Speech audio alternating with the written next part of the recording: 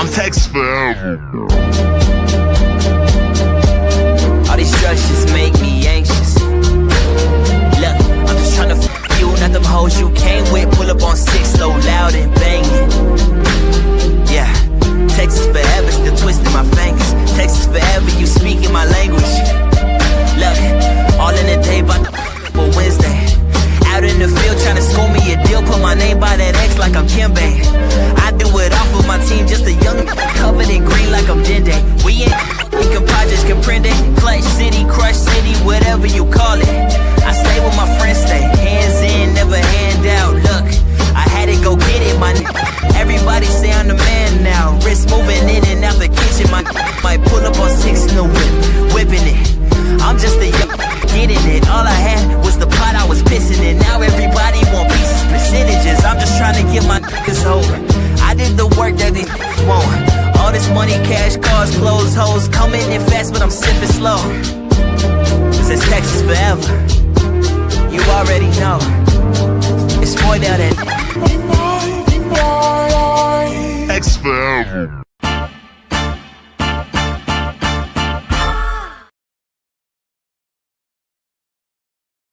I was still on mute. What is up? We are kicking it here on a Monday afternoon. I am a little bit under the weather, feeling like crud, but we are still here doing it live. H-Town Huddle coming live at you right before game day. We're going to run through everything super quick, super busy all week long. Didn't have a time to get this show in, but here we are on a Monday, last minute, last second. We're going to get it done, baby. We're talking about the Houston Texans on over at the Seattle Seahawks, a really good football team over there that the Texans are facing. Texans won 2 games in a row.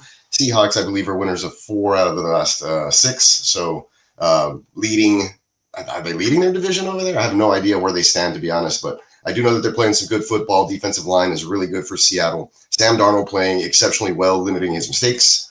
So tough test for the Houston Texans later tonight, about 40 minutes until the first game kickoff, and that'll give us about another 3 hours and 40 minutes until Houston kicks off later this evening. Let's see if I can stay awake for it.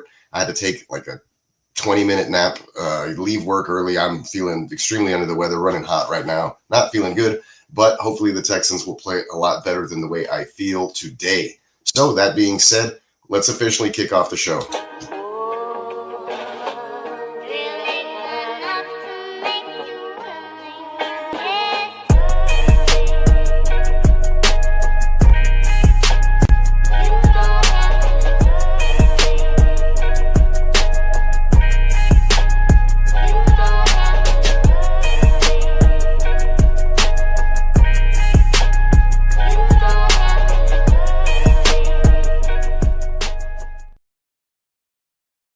There it is, a little bit of an H-Town swing right there for you. We are ready to rock and roll with today's episode. Brought to you by neonpeacockmerch.com. Today was the last day of the sale. I think it just ended about 10 minutes ago. So if you didn't take advantage of 35% off, you can wait until the next one, or you can go ahead and just load some stuff into your cart now and see what you like. Everything's still extremely reasonably priced. All right. Thank you all for watching. Appreciate you. Appreciate you, Emil, everybody else out there in the chat, Bogey, Derek, everybody supporting the GWN network and the H-Town Huddle. So just straight off the bat, kicker Kaimi Fairbairn is tied for the league lead in both field goal attempts, 7, and makes 5 from 50-plus yards this season, even while already having the bye week. Texans just coming off the bye, extended bye, extra time to be prepared for this game tonight.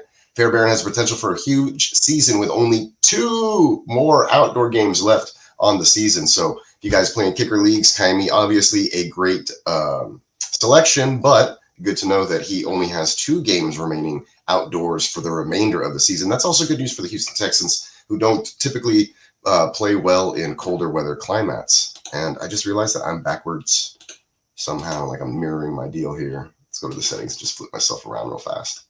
Much better. All right, cool. Good evening, Lee. What's up, my brother? All right. So that being covered, Kaimi Fairbairn, Seattle out there, loud place. Hopefully the kicking travels. Should be a little gusty. I'm not too sure on the weather. I'll go ahead and check that out here in a second as well and get that information for y'all regardless. So Texans named as a team who could be interesting at adding, and Lee has touched about this, running back during the trade deadline. They've looked at guys like Breece Hall as a potential name. somebody the Houston Texans liked pre-draft, really liked him coming out into the draft, was not able to be selected by the Texans. Obviously, he's a Jet. But I do remember when he was coming out of the draft that was a name that was being thrown around as a potential draft selection. So I do see why there could be some interest in that, although it's probably a different coaching regime now as opposed to when he came out. But let's go ahead and talk about some of the keys to victory for the Texans, and that's obviously going to lean on the defensive side of the football for them this evening. And let's talk about one of the better players on the Texans defensive unit, Will Anderson. Will Anderson has produced 26 pressures on 125 pass rushes this season, giving him a 20.8% pressure rate, the second highest among edge rushers with at least 75 pass rushes. I know that's a lot of stats in there, but it just goes to show you that he is really good at what he does, disrupting and wreaking havoc. I showed you a couple of weeks ago leading the league in havoc on the wreak havoc charts. So Will Anderson, although not necessarily coming through with all the sacks and getting the quarterback down, still affecting the play on nearly every single down that he's in the game. So through 6 weeks via Next Gen Stats, 20.8 QB pressure first, 15 quick pressures first, 0.7 get off third, 2.45 TTP sixth, 26 pressures third, and then he should be a contender for Defensive Player of the Year once again. But this is a team that the media is not talking about a lot, and especially the defense has been a little quiet. Dan Orlovsky has been saying it over and over again. One of the better defensive units in the NFL that nobody's really talking about. And I think it's just because, kind of gotten used to it. That's the Texans defense. They're really good. Are they going to win games with their offense being sluggish? Blah, blah, blah. So defense gets pushed back a little bit, pushed down. But regardless, not a push over, something that, the Texans can hang their hat on, be really physical today. I think if they don't over pursue, they really focus on their tackling and scheme, that they have a decent opportunity to really show out in primetime today. Will a bunch of people be watching? Probably only on the West Coast, but hey, it is what it is. Here's an interesting one. Tim Settle on our defensive line so far this season versus via PFF, an 87.4 grade. That's third at his position, defensive tackle, I believe. 77.1 RDEF grade, that's ninth. 79.9 pass rush grade, seventh. And then 16.5% pass rush win rate, that's ninth. He's one of the most underrated and underappreciated players on the Texans. I mean, Bogart didn't appreciate him. He just threw him to me in every league that he was able to have him in last year. And yeah, so here we are with that. Going in against JSN, needs Stingley to hold it down. Yeah, and that is the plan. I believe they're going to see Stingley probably shadow. This is what they pay him the big bucks for. I know his first couple of seasons, he wasn't really doing that. Last year, we did get to see him do it in select games with, top-notch receivers. This year, he was banged up starting week 1. He's had an oblique injury that he has fully recovered from during the bye week. So I do expect him to shadow JSN and hopefully limit him versus most receivers that he's been on. I don't think he's allowed more than 50 yards or a touchdown combined. So he's done a decent and well enough job these last, 5-6 games to start the season to 5 games, actually. They already had their bye to start the season. But now that he's fully healthy, I do expect his play to be a little bit better, and he's going to need that tonight versus JSN, CJ Stroud's former wide receiver target in college. What is up, Johnny Middens? Appreciate you, brother. Yes, good luck to us tonight. Houston Texans taking on Seattle Seahawks in Seattle. 12th man, still alive and well, I suppose, especially with Seattle playing so well. Let's see how many people are tuning in as well or being hung over. What happens with the Mariners tonight? Seattle playing their 7th game, I do believe, elimination game. So a lot of emotion vested. Maybe they'll be hyped up, a little too hyped up. Maybe there won't be a lot of people in the stands in Seattle. Who knows? I doubt it. Typically, when things go break in one direction, it's typically against whatever the Texans are doing. It's just the part of the of course series in that scenario. But, what are you going to do? What are you going to do? I'm just going to keep rolling with the punches like we usually do. Let's not forget, back in 2018, Houston Texans started 0-3 and only 0-3 team to go on and make the playoffs that season and since then. So Texans this season started 0-3, winners of their last 2, coming off a bye and a really tough game today. So let's see how that all plays out. Speaking of the other side of the ball and the Seahawks defense, 12th man, their defense is blitzed on 15.7% of opponents' dropbacks, which is the lowest in the league and would be the lowest in a season since the Raiders in 2021 with a 12.9% via NFL Pro. they do this, and people will be like, oh, well, CJ should be fine. Not a lot of pressure is coming off of the blitz because their defensive front is so good. They stunt a lot that they're able to get pressure on the quarterback, and they can drop more guys into coverage. Hopefully, CJ can make quick, decisive reads and hit the guys in the zone. Christian Kirk would have been nice, but he is out with a late scratch. Hamstring happened, I think, Friday or Saturday, so super late edition. This is a Monday night game. Was banking on him to kind of keep up what happened last week. I think he was 4 for 64, got tackled before getting into the end zone. So he was starting to come along, but hopefully more Jalen Noel on a couple of plays later, they schemed up something near the goal line, and he was able to score off of that long Christian Kirk play versus Baltimore. So if the Texans can scheme up stuff like that, get the ball out of CJ's hands, quick, easy reads, nice, easy throws, then you can do that in early downs. I feel like they'll put themselves in a great position to keep the offense on the field versus the stout Seahawks pass rush that doesn't necessarily bring a blitz. Now,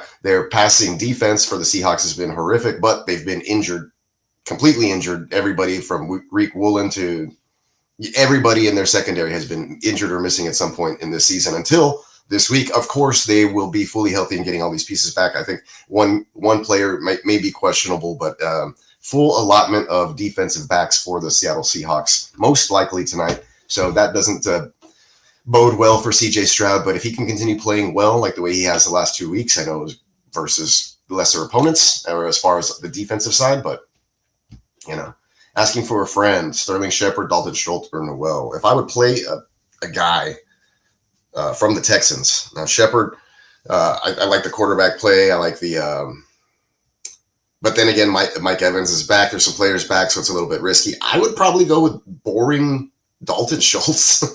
In this case, if you want to look at Dalton Schultz over the last few weeks, I think he's caught like 5 passes in every single game. Give me a second just to verify that. It's not for much yardage, but the numbers are slowly going up. So let's see.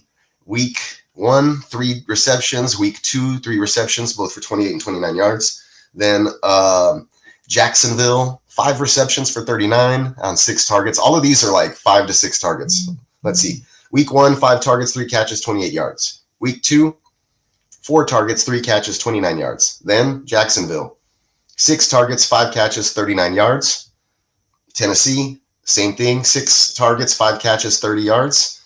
Baltimore, 6 targets, 5 catches, 60 yards, lesser defense. So coming off the bye week here, you could probably be looking at most likely 6 targets, 4 to 5 receptions for Dalton Schultz, anywhere between 30 to 65 yards. And he hasn't scored a touchdown yet, so he's definitely due. But I would be playing him. If this league has return yards, Noel might be interesting or a sneaky play. But at the same time, with Christian Kirk out, I don't know amongst Jalen Noel, Xavier Hutchinson, and Jaden Higgins how they plan to split all of those reps, to be honest. And Hutchinson, a couple of weeks ago, got those 2 touchdowns in the game. So, that's really a dart throw. I would go with the guy that CJ Stroud kind of relies on as a safety blanket for quick hitters. And I think that it's going to be key to success tonight. So personally, I know it's not pretty, but I would be playing Dalton Schultz.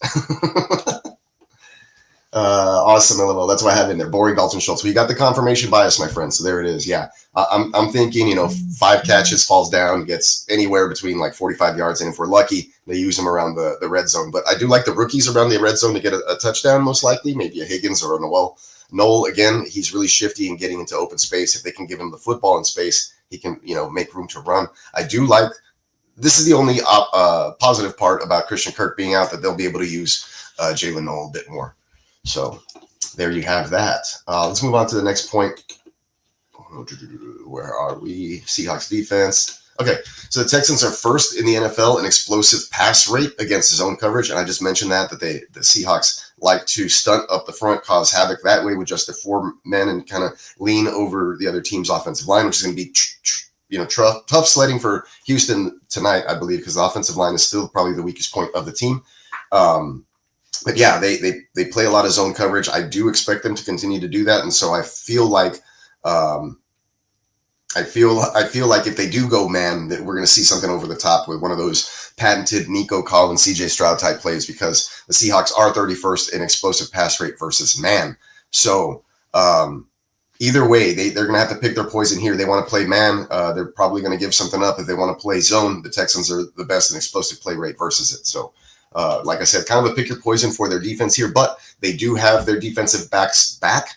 And I do expect that if they do play some man-to-man coverage, it's going to be better than 31st in the league with their starters back. That being said, I still don't think anybody can run with Nico Collins, regardless if it's, Woolen, Witherspoon, whoever they got. Nico's a beast, so I do expect him to get his, even though he hasn't been super elite like he was to start the season last year. He was on pace for like the number one wide receiver, 2,000 receiving yards. He's still getting his in an inept Texans offense that struggled mightily for the first 3 weeks of the season. So, like I said, I expect Nico to kind of have a chip on his shoulder tonight and be like, I am a better wide receiver than JSN. We're going to go out there and kind of put it on him. So hopefully he and CJ are prepared, especially with Christian Kirk out, like I mentioned. So we'll see how all of this plays out later tonight. Stroud has completed 75 of 104 passes for 745 yards, 7 touchdowns, 2 interceptions, and 106.5 passer rating when he is not blitzed this season. And I just mentioned that the Seattle Seahawks do not blitz a lot, probably the lowest in the league and the lowest in the league for several years if you want to compare it against other defenses in the past. So Stroud, not a lot of pressure in his face. He has time to throw. Really good quarterback like we know. Stroud has a career high 70.8 completion percentage and 102 passer rating in 2025. So right now, he's playing the best football of his career. What? Better than his rookie year that everybody's complaining about? The Stroud slump, the drop-off. It's actually not there. I mean, yeah, the last 2 weeks, the last 2 opponents have helped. But at the same time, if you can't do that versus bad defenses, then you're not a good quarterback or you're not a good team. So got to take care of what you can take care of. If we go back to those first 3 losses, those are teams that are winning football teams, playoff football teams. We're going to see the Bucs here in a bit. We've seen the Rams and what they can do. Jaguars still have a winning record, but that was also fluky. The Jaguars always do this. They come out hot, they're great, and then they're fugazi by week 9 or 10. This year, I think we found out this past week in week 7 what the Jaguars are. So there is that. But yeah, Stroud has 6 touchdown passes over his last 2 games, which are 2 more than his previous 7 games combined. So struggling towards the tail end of last season versus tough coverage in the playoffs, a tough game versus the Kansas City Chiefs, which I was at. It was cold as hell. Kind of struggling. And then that continued for the first 3 games this season with a new offensive coordinator, Nick Caley. Takes some time to pick up the offense. They're rolling a little bit. Run game looks good. If they can keep that going or substitute, early down passing plays to, make up for their lack of run game and stay ahead of the sticks, should be a good game for CJ Stroud and company.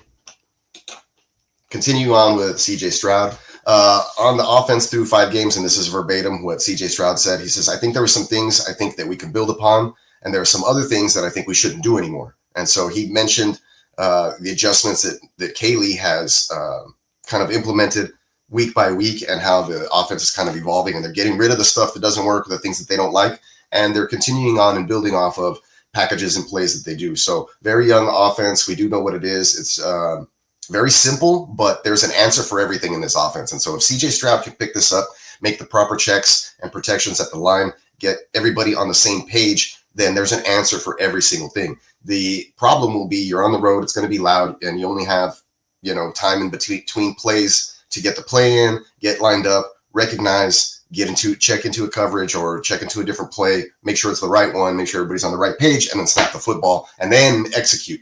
So takes a lot of stuff. We saw Tom Brady do this, to a T with this offense. I think CJ Stroud's starting to get a little bit of a handle on it, and hopefully the bye week has helped kind of expedite that process as well. I do hope, like we do see with a lot of these teams coming out of the bye week, they incorporate the rookies much more. They have speed.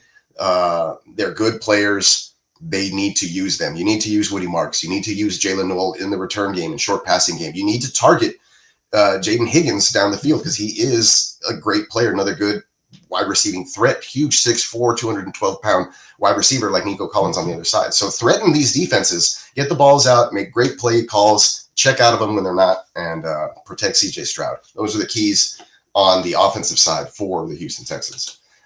Continuing on with CJ, though, he had career high snap count. Oh, I'm sorry, this is Jaden Higgins. Talking about him and getting him involved. He had a career high snap count in back-to-back weeks, 31 versus Tennessee, 39 versus Baltimore. So his snap count kind of up. That's why I wouldn't play Noel there, Bogey. He's kind of like behind on the pecking order a little bit. even though he does profile as the direct replacement for Kirk. So we shall see. Wait and see. Wait and see. Don't know much about this Houston Texans offense. Still learning, just like they are from observing. So he does, we're talking about Jaden Higgins here, have 110.8 pass rating when he's targeted. He's caught 9 of 10 targets this year. Not enough in 6 games or 5 games. Career high 4 targets versus Baltimore last week, and he's a good underlying separator. So if we can get him the ball in space as well, I think that he's prone for bigger splash plays down the field. I think if we can find Jalen Noel quick underneath, he's good to break a couple of tackles and make small plays, bigger plays. So it's just about getting the ball out quick, recognizing the zone, hitting the guys, making sure these receivers know how to sit down in the zone, because that was some of the misconnect with some of these younger guys earlier in the year as well. So just a couple of things that they're just tweaking, need to get better at, kind of fine tune, oil up the gears. I think that the Texans offense can be a dangerous weapon if done correctly. And we saw that versus Baltimore and the 26 points in the shutout versus Tennessee. So Sam Darnold, let's flip the script to the other side of the football here. Sam Darnold playing out of his mind again. Darnold has completed 39 of 56 passes downfield. It's 10 plus air yards for 932 yards, 8 touchdowns, and just 1 interception. So 1 touchdown and 1 interception, better than CJ Stroud. 144.3 passer rating, 69.6% completion percentage. CJ Stroud is in the 70s, by the way, folks. So tearing it up right now, both of these quarterbacks. It should be an interesting matchup tonight. It's all about whose defense shows up and really wants it more. The well-rested Texans, I think, should be able to put up a fight and not necessarily just lay down in this game. We forget that, last season when they played the Detroit Lions, they turned over Jared Goff, who was on fire at the time, and a really good quarterback with taking care of the football. Turned him over 5 times and nearly had that, I believe it was a Thursday night game or a Monday night game or something of that nature. But let that one slip from their grasps late in the fourth quarter, much like the Tampa Bay game this year. So I'm hoping the Texans can do enough, hold on, the offense puts their foot on the neck like they did versus Baltimore and the Titans. And that way, if they have a comfortable lead, the defense can pin its ears back and really get after these guys. Running game for Seattle is ridiculous. They keep trying to give Charbonnet the football when he's absolutely horrendous with it. So that's good news for the Houston Texans. They want to keep doing that. Fine by me. Let's get a bunch of negative runs there and then, have Sam Darnold in a hole. My only problem with this is Darnold.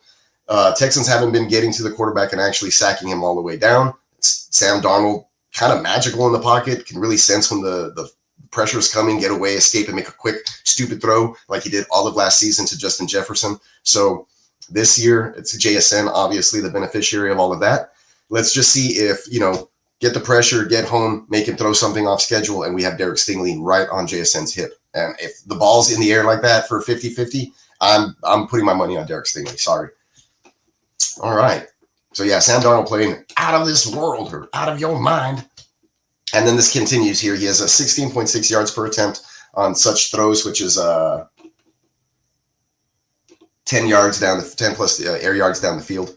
And that's going to rank him highest this season. It would rank the highest across all qualified quarterbacks since the start of the NGS era. And this is who I used for the statistics. But that just shows that it's a big time test for the Houston Texans tonight. What is up, everybody? Chubb startable tonight. I think he's a fringe like RB, high upside RB3, flex worthy as well. Same thing for Woody Marks. Don't know how the game strip's going to go, so we'll just kind of see who they end up leaning on. You know that they like to use Woody in the passing game, and they like to stick Chubb down the middle. Pause. So, or actually, off to the edges. So we'll see. We'll see what the plan of attack is here. Like I said, ferocious defensive line. So they're really deep if they focus on stopping the run first. So we'll check it out there. Startable, not a must start. Definitely not a must start. Probably in your RB2-3, low RB2, RB3 category. If he falls into the end zone tonight, then he's giving you high RB2 numbers. I'd probably play Woody Marks over him because I think the game script's going to call for it tonight. But, we shall see. We shall see. Let me see. I got a couple of predictions up there for y'all. Hey, what's up, kid? I caught the live. What's good? Fugazi, the Jaguars. Shout out to Guccini. Yes, sir. Yes, sir. Yeah. Where was I at? Oh, yeah. Speak for the entirety of my gang when we say go Texans. They appreciate the support. Man, that's what's up. Let's see real quick here. I thought I had some overlays. Yeah, I do. So we're talking about Woody Marks. There he is again, Mr. Woody. Hopefully, I think it's going to be one of those game scripts where we're going to see him. He's electric in space as well. Maybe try to, if his pass pro has picked up, and we have seen him like complete pancake guys out there ball. The Dario Gubonwale is gone, basically considered a bench piece and special teamer now. So I do like Woody coming out of the bye pause. So hopefully that works out tonight. I would play him over Chubb, but man, Chubb looks spry occasionally. He'll break a run and he's boom into the end zone on a 21-yard scamper all of a sudden.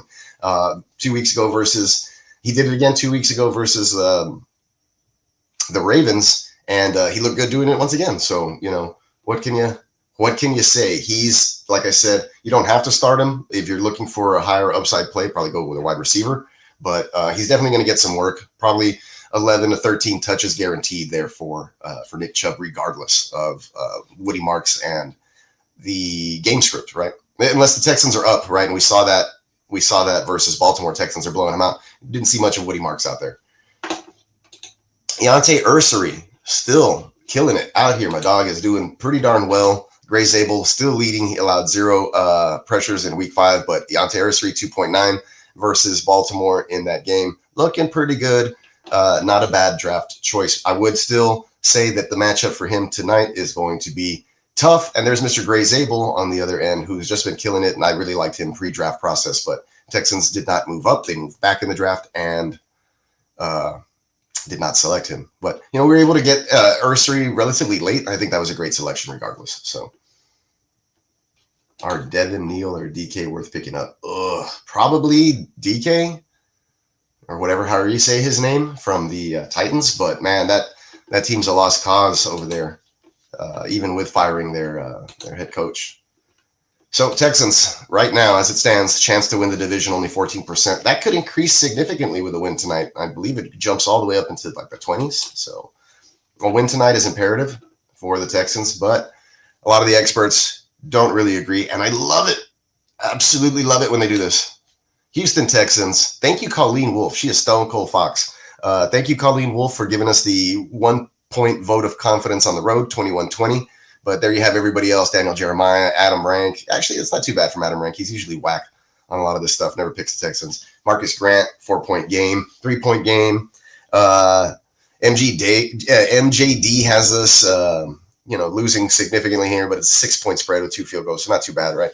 And then you go down the line, and it's all pretty much everybody favoring the Seahawks here in a low-scoring game. But if you look at Daniel Jeremiah, I think that's the way the Seahawks win, scoring close to 30 points. Texans only being able to muster up 24. If you get in a low-scoring game with the Texans, say 20-21, 24-20, 20-16, I think that the Texans are the ones that end up keeping the opposition under the 20 points and come out with a win. So for your personal host's prediction today, I am going to take the Texans in a surprise win by the final score of 22-19.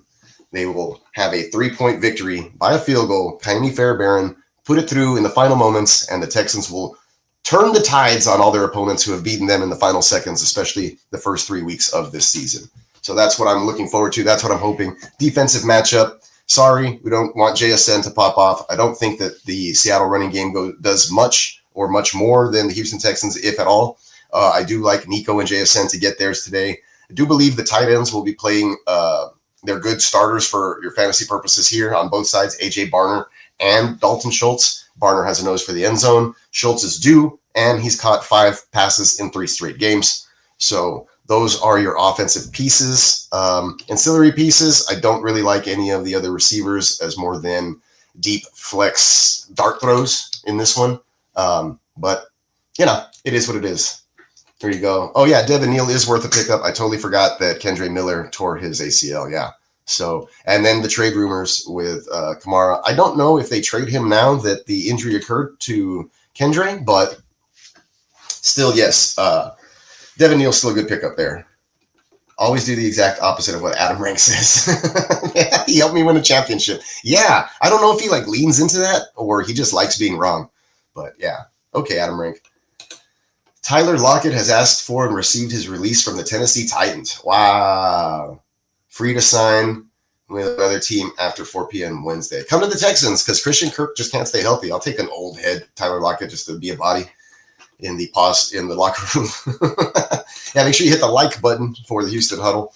That pretty much brings me to the conclusion of today's show, guys. I am extremely under the weather, feeling horrible. Had like a headache, eye pain, slight nausea, some sweats. I took like a painkiller, feeling a little bit better. Try to take a nap, but it's been hit or miss right now. So the 6 p.m. or the game that's about to start in 20 minutes, you can catch that on GWN Network Mothership channel. We'll be having a live stream there. The link is already up for all of the crew, all of the real fantasy playmakers who rock this beautiful fantasy thing with me every single day and every single week, all the way to the championship. So appreciate my crew, my guys. I love you all. Could not do anything without you. Just really appreciate all the support, and thanks for always backing me up, gentlemen. You truly are great friends out there, even when we're at war and you're my enemies. So much love to you guys. Much love to everybody who's preparing for the game. Make sure you go hit the like and subscribe button on the GWN network so you can catch the doubleheader tonight. Texans are playing at 9 o'clock. Graphic is going to have the Bucks and the Lions, but you can stick with the crew all the way up to the conclusion of the football games tonight. That being said, we love you all, man. Everybody take it easy. Take care of yourself. Stay safe out there. Watch some football. Don't make any unwise choices. And just remember the main thing, y'all, you cannot spell Peacock without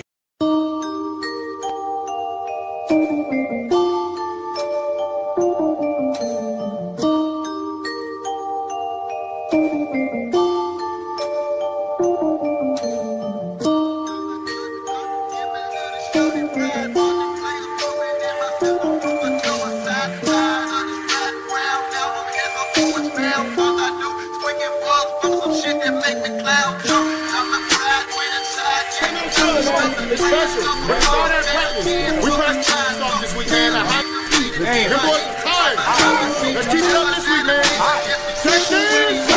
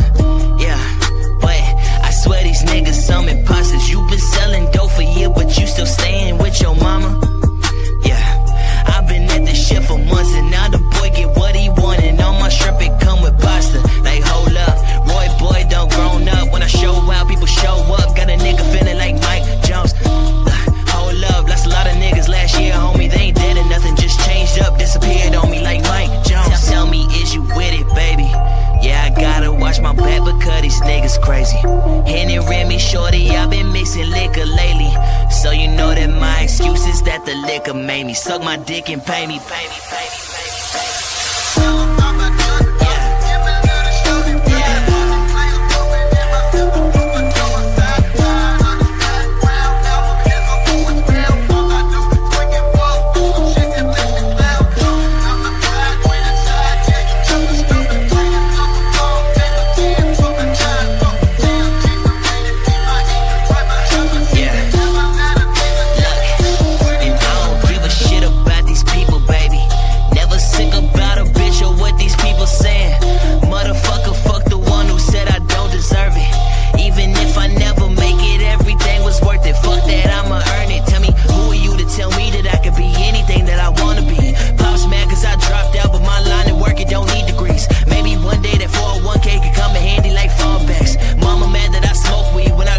She don't call back like, damn. And my brother's always busy. That's why shorty fucking with me. She the only one that give me. Yeah. And I rolled this here for 2. I just hop up in the whip. I hit up 6. She smoke it with me. Little bitch.